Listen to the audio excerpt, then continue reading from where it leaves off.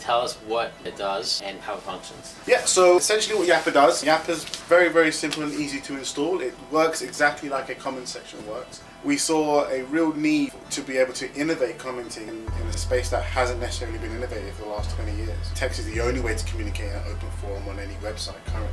So Yappa, when you install it, it's just a piece of code that you put into the back end of your website, and it would populate exactly where the comment section populates. Just above your comment section, or if you don't have one, it will just populate below any blog publication or any type of content you have on that page. You can log in via Facebook or Twitter or Gmail, and you can start yapping away. It's very, very easy. They are 45-second audio or video clips, that are posted within our interface, and that can be consumed by your audience. I think it's pretty cool. So you're taking the success that WhatsApp has proven, and that desire to be able to do short clips, whether it's video or audio, and brought it to a segment of the industry that's been pretty dry and untouched for a while. Exactly. I would imagine that most people, when they create a website, part of their goal is to create engagement with users, potential users. Is there any reason why they can't take this code and put it on the front of the website to create more dialogue and interaction? They can put Yappa wherever they want. Instead of just burying it in the back, contact us, they could just do it at the forefront. Absolutely. Depending on how you'd like the tool to be installed on your site, there's different options where you can populate every page. I'll give you a great example.